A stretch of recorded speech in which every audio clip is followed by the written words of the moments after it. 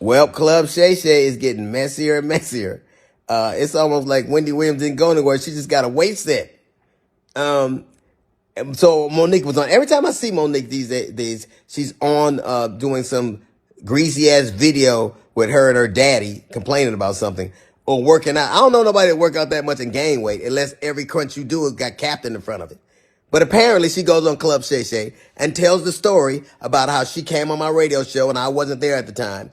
And my co-host Jasmine Sanders played a game that we played all the time with everybody called Would You Rather. She apparently was so offended by that she says she got off. She called me. Monique did, and she said I was very dismissive, like, Monique's a liar. When Monique did call me, I heard her complaints. I listened to her and I pulled the segment. So if I had been as dismissive as she alleges I was, that segment would have aired. It didn't because I respected her wishes. She's a liar.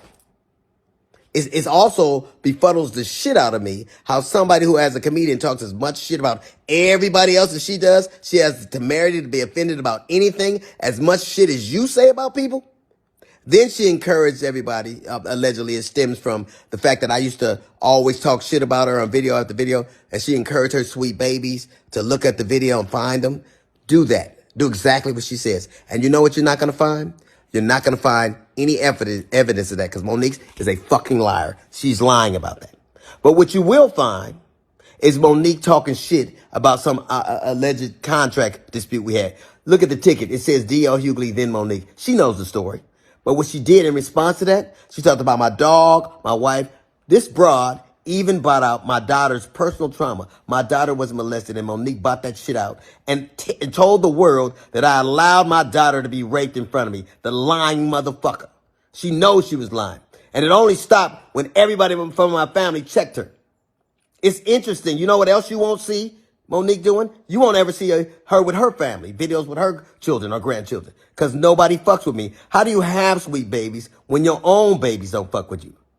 How do you love us for real when there's no evidence of anybody loving you for real, except your daddy, who you apparently have to pay? And FYI, daughters are paid for by daddies, not daddies who get paid by their daughters. You know what else you won't see Monique doing? Telling jokes. Monique, if she'd have spent as much time actually writing jokes and writing her Netflix special as she did complaining about not having one, it wouldn't have been trash. It got the worst reviews of any Netflix special in history. Because that's what Monique does. She complains and she has grievances. You never see her being a human being. You never see her being sweet and warm to people. Except when she's using it to butter somebody up to get something. There's a reason why everywhere she goes, shit starts. Everywhere she goes. How is it that nobody fucks with you? Not even your family. How do you, or I was on the road getting it. I get it every goddamn week.